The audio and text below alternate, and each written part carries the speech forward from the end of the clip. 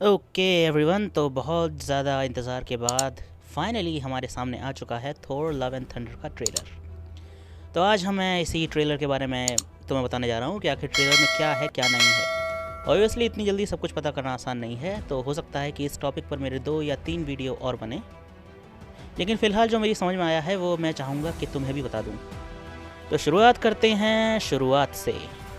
तो थोर को भागता हुआ दिखा रहे हैं, यानी कि वो छोटा बच्चा है और फिर वो टीनेजर हुआ और फिर वो बड़ा हो गया।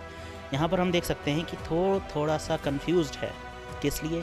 वेल, अगर तुम उसकी पहले की जर्नी को सही से देखो तो तुम्हें पता चल जाएगा कि कंफ्यूज्ड है। एसगार्ड यानी कि प्लैनेट बर्बाद हो गया, उसने एसगार्डियंस को बचा लिया लेकिन उसका प्लैनेट तबाह हो गया। उसकी एक मिस्टेक की वजह से आधी से ज़्यादा दुनिया ख़त्म हो गई। आई मीन उसे थैनोस के सर पे वार करना चाहिए था और उसके पिता नहीं रहे। तो ये सही टाइम है थोर के लिए ये रिफ्लेक्ट करने का कि आखिर वो है क्या। ना इस सीन में हम एक और बात देखते हैं कि थोर ने वो जो उसका स्टॉर्म ब्रेकर है उसे ज़मीन में गाड़ दिया है। अब डेफिनेटली ये जिस प्लेनेट पे है वो अर्थ तो है नहीं, क्योंकि आसमान में 2 सन चमक रहे हैं। ट्री के नीचे थोर बैठा हुआ मेडिटेट कर रहा है, जहाँ पर बहुत सारे चार्म्स टंग रहे हैं। अब ये एग्जैक्टली कौन सी जगह है ये मैं कह नहीं सकता, लेकिन मैं इतना कह सकता हूँ कि थोर का यहाँ पर स्टॉर्म ब्रेकर गाड़ना एक कैरेक्टर के बारे में हमें कुछ बताता है, जो कि हो सकता है गलत हो, लेकिन फिर भी मैं ये पॉइंट आउट करना चाहूँगा। तो जैसा कि हमने थोर रैग्नारॉक में देखा था कि ओडिन थोर को उसके विजन में आके बताते हैं कि तुम हैमर के गॉड नहीं हो, तुम हो गॉड थंडर के। लेकिन फिर एंड गेम में क्या होता है, लेकिन फिर आगे की मूवी इन्फिनिटी वॉर और एंड गेम में क्या होता है, थोर को ज़रूरत पड़ती है स्टॉर्म ब्रेकर की थैनोस को हराने के लिए। तो जहाँ उसके पिता ने उसे बताया कि तुम हैमर के गॉड नहीं हो, तुम्हें टूल्स की ज़रूरत नहीं है, वो सिर्फ तुम्हारी मदद करते हैं, तुम्हारी पावर उससे कहीं ज़्यादा है। वहीं दूसरी तरफ उसे एक टूल की ज़रूरत पड़ गई थैनोस जैसे विलन को हराने के लिए, वो भी वो ठीक से कर नहीं पाया। तो ये सब कुछ एक्सप्लेन करता है कि वो कन्फ्लिक्टेड क्यों है इस पहले सीन में। आगे के सीन में हम देखते हैं कि थोर एक्सरसाइज कर रहा है एक जायंट स्केलेटन जो चेन्स में जकड़ा हुआ है, यानी कि वो शायद उन्हीं चेन्स में मारा गया, उसकी चेन्स के थ्रू। अब ये जायंट स्केलेटन किसका है ये मैं नहीं जानता, और ये कौन सी जगह ये भी नहीं जानता। थोर यहाँ पर ऑब्वियसली एक्सरसाइज कर रहा है क्योंकि वो पिछली मूवी में मोटा था और उसे अब यहाँ पर पतला होना है। नेक्स्ट सीन में हम देखते हैं कि यहाँ पर ये गार्डियंस ऑफ द गैलेक्सीज के साथ किसी प्लेनेट पर है, और यहाँ पर इसके कपड़ों को अगर तुम देखो तो तुम ये पॉइंट आउट कर सकते हो कि ये थोड़े थोड़े स्टार लॉर्ड की तरह लग रहे हैं। तो जैसा कि मैंने अभी पीछे वीडियो में बताया कि थोर कन्फ्लिक्टेड है कि वो क्या है क्या नहीं है। यहाँ पर ये क्लियरली इमिटेट करने की कोशिश कर रहा है स्टार लॉर्ड को। इसे लग रहा है स्टार लॉर्ड को इमिटेट करने से इसको अपना ट्रू पर्पस या फिर ट्रू आइडेंटिटी मिल जाएगी, बट ऑब्वियसली ये भी गलत होने वाला है, क्योंकि वेल ट्रेलर में आगे जो हुआ वो देख ही लेते हैं। अगले सीन में जब गार्डियंस किसी से लड़ने के लिए भाग रहे हैं तभी थोर वहाँ से अपना स्टॉर्म ब्रेकर लेके निकल लेता है। क्यों? क्योंकि वो रियलाइज़ कर लेता है कि यहाँ पर उसकी दाल नहीं करने वाली, वो जो ढूंढ रहा है वो यहाँ नहीं है। ऐसा पॉसिबल है या फिर वो किसी और वजह से भी निकल सकता है। अगले सीन में गार्डियंस की शिप प्लैनेट से बाहर जाती है फोर्स फील्ड के थ्रू। अब अगर इस प्लैनेट के बारे में बात करूं तो मैं श्योर नहीं हूं कौन सा है, पर ये पॉसिबली ज़ेंडार हो सकता है। और नीचे थोर खड़ा हुआ मुस्कुरा रहा है उन्हें जाता हुआ देखकर। तो अगर तुम कॉर्क को इस सीन में देखो तो इसकी बेल्ट पे एक बकरी का सर बना हुआ है, हाथ में हंटर है, यानी कि ये थोर के 2 पर्सनल बकरों को हैंडल करता है। तो अगले सीन को तुम देखोगे तो एक बोट को रो कर रही हैं 2 गोट। अब ये गोट कौन है? वेल, अगर तुम थोर की मिथोलॉजी को चेकआउट करो या फिर थोर की कॉमिक्सों को चेकआउट करो तो पता चलता है कि थोर 2 बकरियों के थ्रू ट्रैवल करता है, और इन 2 बकरियों का नाम है टूथ नैशर और टूथ ग्राइंडर। अब टूथ नैशर और टूथ ग्राइंडर के बारे में स्पेशल बात यह है कि ये ऑलमोस्ट इमोर्टल हैं। ऑलमोस्ट किस लिए? वेल, ऑलमोस्ट इसलिए कि ये किसी भी वुंड से अपने आप को हील कर सकती हैं मार्वल कॉमिक्स में, जब तक कि इनकी हड्डियाँ ना टूटें। और नेक्स्ट सीन में हम देखते हैं क्या, एक फ्लोटिंग मैजिकल सिटी, जो कि मेरे ख्याल से मैं 90% श्योर हूँ कि ये ओलंपस है, ज़ूस का घर।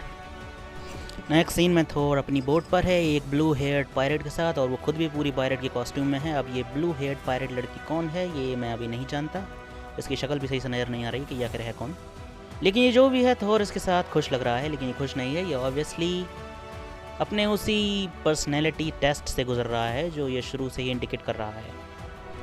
नेक्स्ट सीन में एक प्लैनेट, और उसके बाद हम थोर को देखते हैं एक डिफरेंट कॉस्ट्यूम में, जहाँ पर वो स्टॉर्म ब्रेकर के पास खड़ा हुआ है और स्टॉर्म ब्रेकर से बायफ्रॉस्ट खुल रहा है। तो कुछ भी पॉसिबल है इस रोड पर। तो उसके बाद हमें ओलंपस देखने को मिलता है, जहाँ पर एक लाइटनिंग बोल्ट गोल्डन कलर का एक पर्सन के हाथ में, और फिर उस पर्सन की बैक हमें नज़र आती है जो कि ऑब्वियसली ज़्यूस है। और जैसा कि हम मिथोलॉजी जानते हैं कि ज़्यूस लाइटनिंग बोल्ट को कमांड करता है, जो कि यहाँ पर तुम देख भी सकते हो कि उसके हाथ में है, और वो काफ़ी शो ऑफ करने वाला गॉड लग रहा है इस सीन में। अगले सीन में कोर्ग और थोर एक दूसरे को शेयर करते हुए, और उसके आगे तुम देखोगे तो एक बहुत ही बड़ा जानवर मरा पड़ा है। अब ये जानवर कौन है? ये है फॉलेगार द बीहीमथ। और कॉमिक्सों में इसके बारे में बस यही बात फेमस है कि ये गोर द गॉड बुचर का विक्टिम था। और ये जो सीन तुम देख रहे हो ये एग्जैक्टली वही सीन है जैसा कि ये कॉमिक्सों में है। तो सिर्फ गॉर की यही हिंट है इस ट्रेलर में, गॉर ने इसको मार दिया है, तो ऑब्वियसली अब थोर गॉर को छोड़ने वाला तो है नहीं, क्योंकि दोस्त का बदला तो आखिरकार लेना ही पड़ेगा ना थोर को। उसके बाद न्यू एसगार्ड का सीन, उसके बाद कुछ पॉलिटिक्स हो रही है। यहाँ पे हम वेलकरी को देख सकते हैं जो डिसअपॉइंट सी लग रही है, साइड में मीक भी है। तो अगर वेलकरी यहाँ पे है तो मेरे ख्याल से ऑब्वियसली वो एसगार्ड को एक ऑफिशियल कंट्री या स्टेट बनाने की कोशिश कर रही होगी, और उसके डिसअपॉइंटेड फेस से देखकर लगता है कि उसका प्लान कुछ सक्सेसफुल जा नहीं रहा है।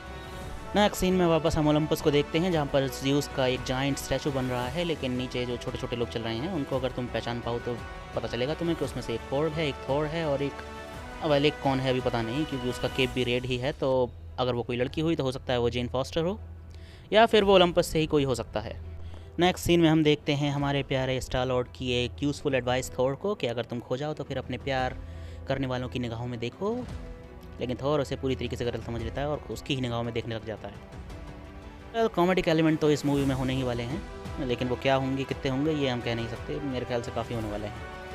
उसके बाद का सीन थोड़ा इंटरेस्टिंग है, जिसमें हम देखते हैं कि एक टूटा हुआ म्योनिर जेन फॉस्टर यानी माइटी थोर के हाथ में अपने आप आ जाता है। अब अगर इस सीन को हम सही से देखें तो हम देखते हैं कि यहाँ पर एक लड़ाई चल रही है, थोर भौचक्का है और जेन फॉस्टर के पीछे एक गाड़ी है, तो ऑब्वियसली ये लड़ाई पृथ्वी पर ही हो रही है कहीं पर। अब इन दो सीन्स को मिला दिया गया है, जैसे कि थोर जेन फॉस्टर को देख रहा है और बड़े ही अजीब तरीके से देख रहा है, जैसे कि उसे इस बात की उम्मीद नहीं थी। अब दो बातों की हो सकता है उसे उम्मीद ना हो, पहली कि जेन फॉस्टर हैमर उठा लेगी, हैमर टूटा हुआ है तो ऑब्वियसली ये वही हैमर है जो हेला ने तोड़ा था। दूसरी, उसे इस बात की उम्मीद नहीं है कि जेन फॉस्टर उसके खिलाफ लड़ रही है, क्योंकि इन दोनों को देख के लग रहा है कि ये एक दूसरे के अपोज में हैं। और तीसरी पॉसिबिलिटी ये है कि मैं कम्प्लीटली रॉन्ग हूँ, ये एक दूसरे से बिल्कुल भी कनेक्टेड नहीं है, सीन कहीं और के और कहीं और के हो सकते हैं, क्योंकि मार्वल की आदत है ट्रेलर के थ्रू तुम्हें मिसगाइड करने की। तो अब तक भी मैंने जो चीज़ें बताई हैं वो ट्रेलर को एनालाइज़ करके बताई हैं, लेकिन ये कितनी सही होंगी कितनी गलत होंगी इसके बारे में कोई गारंटी नहीं है, क्योंकि जैसा कि मैंने अभी भी बोला कि मार्वल को आदत है ट्रेलर के थ्रू लोगों को परेशान करने की।